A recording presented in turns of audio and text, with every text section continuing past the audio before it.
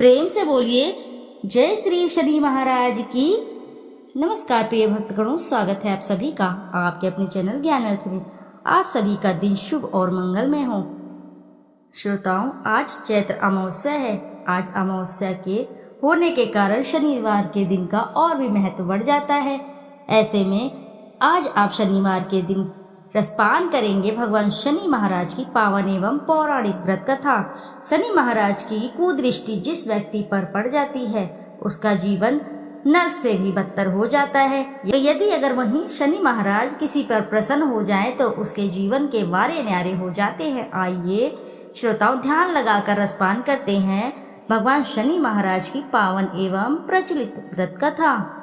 एक समय स्वर्गलोक में बड़ा कौन है के प्रश्न के 9 ग्रह में वाद विवाद हो गया। विवाद इतना बढ़ गया कि परस्पर भयंकर युद्ध की स्थिति बन गई। निर्णय के लिए सभी देवता देवराज इंद्र के पास पहुंचे और बोले, हे देवराज, आपको निर्णय करना होगा कि हम में से कौन सा बड़ा है। देवता का प्रश्न सुनकर देवराज इंद्र उलझन में पड़ गए। इंद्र बोले, मैं इस प्रश्न का उत्तर देने में असमर्थ हूँ। हम सभी पृथ्वी लोक में उज्जैनी नगरी में राजा विक्रमादित्य के पास चलते हैं।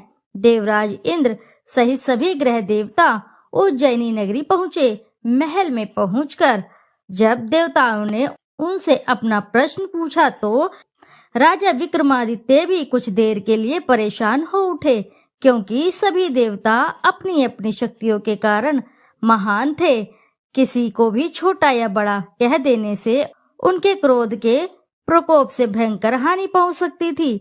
अचानक राजा विक्रमादित्य को एक उपाय सूझा और उन्होंने विभिन्न धातुओं स्वर्ण, रजत, चांदी, कांसा, ताम्र, तांबा, सीसा, रांगा, जस्ता, अभ्रक व लोहे के 9 आसन बनवाए। धातुओं के गुण के अनुसार सभी आसनों को एक दूसरे के पीछे रखवाकर उन्होंने देवताओं को अपने अपने सिंहासन पर बैठने को कहा। देवताओं के बैठने के बाद राजा विक्रमादित्य ने कहा, आपका निर्णय तो स्वयं हो गया। जो सबसे पहले सिंहासन पर विराजमान है वही सबसे बड़ा है। राजा विक्रमादित्य के निर्णय को सुनकर शनिदेव ने सबसे पीछे आसन पर बैठने के कारण अपने को छोटा जानकर क्रोधित होकर कहा, राजा विक्रमादित्य, तुमने मुझे सबसे पीछे बैठाकर मेरा अपमान किया है। तुम मेरी शक्तियों से परिचित नहीं हो। मैं तुम्हारा सर्वनाश कर दूंगा। शनि ने कहा, सूर्य एक राशि पर 1 महीना, चंद्रमा 2.25 दिन, मंगल 1.5 महीने, बुध और शुक्र 1 महीने, बृहस्पति 13 महीने रहते हैं। लेकिन मैं किसी राशि पर 7.5 वर्ष यानी 7.5 तक रहता हूँ। बड़े बड़े देवताओं को मैंने अपने प्रकोप से पीड़ित किया है। राम को 7.5 के कारण ही वन में जाकर रहना पड़ा और रावण को 7.5 के कारण ही युद्ध में मृत्यु का शिकार बनना पड़ा। राजा, अब तू भी मेरे प्रकोप से नहीं बच सकेगा। इसके बाद अन्य ग्रहों के देवता तो प्रसन्नता के साथ चले गए, परंतु शनिदेव बड़े क्रोध के साथ वहां से विदा हुए। राजा विक्रमादित्य पहले की तरह ही न्याय करते रहे। उनके राज्य में सभी स्त्री पुरुष बहुत आनंद से जीवन यापन कर रहे थे। कुछ दिन ऐसे ही बीत गए। उधर शनि देवता अपने अपमान को भूले नहीं थे। विक्रमादित्य से बदला लेने के लिए एक दिन शनिदेव ने घोड़े के व्यापारी का रूप धारण किया और बहुत से घोड़ों के साथ उज्जैनी नगरी पहुंचे। राजा विक्रमादित्य ने राज्य में किसी घोड़े के व्यापारी के आने का समाचार सुना तो वे अपने अश्वपाल को कुछ घोड़े खरीदने के लिए भेजा। उन्होंने घोड़े बहुत कीमती थे। अश्वपाल ने जब वापस लौटकर इस संबंध में बताया तो राजा विक्रमादित्य ने स्वयं आकर एक सुंदर व शक्तिशाली घोड़े को पसंद किया। घोड़े की चाल देखने के लिए राजा उस घोड़े पर सवार हुए तो वह घोड़ा बिजली की गति से दौड़ पड़ा। तेजी से दौड़ता घोड़ा राजा को दूर एक जंगल में ले गया और फिर राजा को वहां गिराकर जंगल में कहीं गायब हो गया। राजा अपने नगर को लौटने के लिए जंगल में भटकने लगा, लेकिन उन्हें लौटने का कोई रास्ता भी नहीं मिला। राजा को भूख प्यास लग आई। बहुत घूमने पर उसे एक चरवाहा मिला। राजा ने उससे पानी मांगा। पानी पीकर राजा ने उस चरवाहे को अपनी अंगूठी दे दी। फिर उससे रास्ता पूछकर वह जंगल से निकलकर पास के नगर में पहुंचा। राजा ने एक सेठ की दुकान पर बैठकर कुछ देर आराम किया। उस सेठ ने राजा से बातचीत की तो राजा ने उसे बताया कि मैं उज्जैनी नगरी से आया हूँ।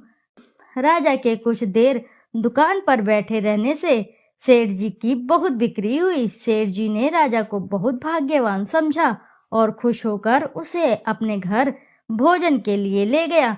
सेठ के घर में एक सोने का एक हार खूंटी पर लटका हुआ था। राजा को उस कमरे में छोड़कर सेठ कुछ देर के लिए बाहर गया। तभी एक आश्चर्यजनक घटना घटी। राजा के देखते देखते सोने के उस हार को खूंटी निगल गई। सेठ ने कमरे में लौटकर हार को गायब देखा तो चोरी का संदेह राजा पर ही किया, क्योंकि उस कमरे में राजा ही अकेला बैठा था। सेठ ने अपने नौकरों से कहा कि इस परदेसी को रस्सियों से बांधकर नगर के राजा के पास ले चलो। राजा ने विक्रमादित्य से हार के बारे में पूछा तो उसने बताया कि उसके देखते ही देखते खूंटी ने हार को निगल लिया था। इस पर राजा ने क्रोधित होकर चोरी करने के अपराध में विक्रमादित्य के हाथ पांव कटवाने का आदेश दे दिया। राजा विक्रमादित्य के हाथ पांव काटकर उसे नगर की सड़क पर छोड़ दिया गया। कुछ दिन बाद एक तेली उसे उठाकर अपने घर ले गया और उसे अपने कोल्हू पर बैठा दिया। राजा आवाज देकर बैलों को हाँकता रहता। इस तरह तेली का बैल चलाता रहा और राजा को भोजन मिलता रहा।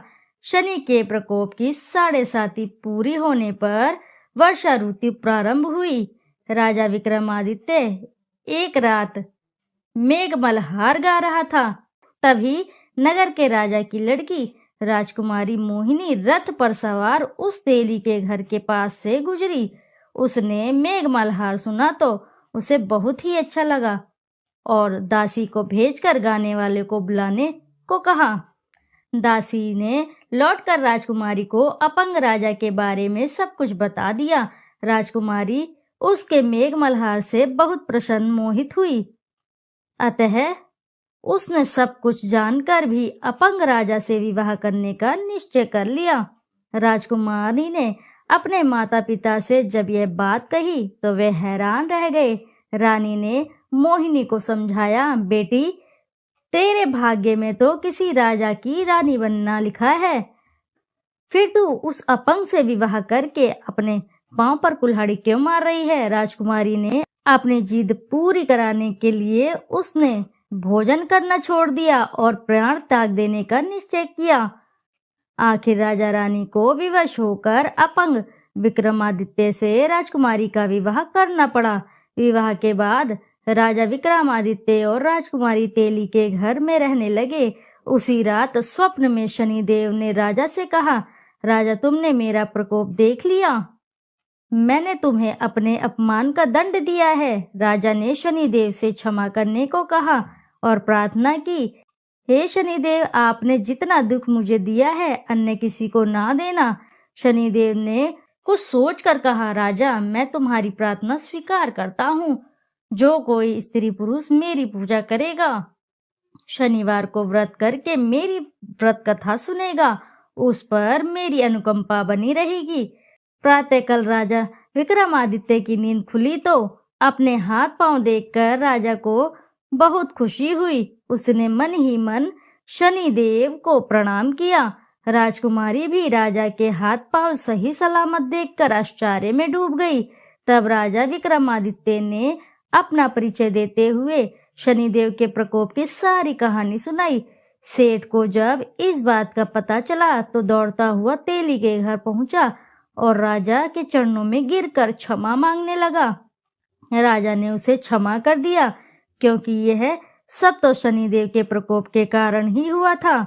सेठ राजा को अपने घर ले गया और उसे भोजन कराया। भोजन करते करते वहां एक आश्चर्यजनक घटना घटी। सबके देखते देखते उस खूंटी ने हार उगल दिया। सेठ जी ने अपनी बेटी का विवाह भी राजा के साथ करवा दिया और बहुत से स्वर्ण आभूषण धन आदि देकर राजा को विदा किया। राजा विक्रमादित्य राजकुमारी मोहिनी और सेठ की बेटी के साथ उज्जैनी नगरी पहुंचे तो नगरवासियों ने हर्ष से उनका स्वागत किया। अगले दिन राजा विक्रमादित्य ने पूरे राज्य में घोषणा कराई कि शनिदेव सब देवों में सर्वश्रेष्ठ हैं। प्रत्येक स्त्री पुरुष शनिवार को उनका व्रत करे और व्रत कथा अवश्य सुने। राजा विक्रमादित्य की घोषणा से शनिदेव बहुत ही प्रसन्न हुए। शनिवार का व्रत करने और व्रत कथा सुनने के कारण सभी लोगों की मनोकामनाएं शनिदेव की अनुकंपा से पूरी होने लगी। सभी लोग आनंद पूर्वक रहने लगे। इति शुभम। प्रेम से बोलिए प्रिय भक्तगणों, जय शनि महाराज की। आइए अब करते हैं शनिदेव की आरती। जय जय श्री शनिदेव, भक्तन हितकारी, सूर्यपुत्र प्रभु छाया महतारी। श्याम अंग वक्र दृष्टि चतुर्भुजाधारी, नीलांबर धार नथ गाज की अवसारी।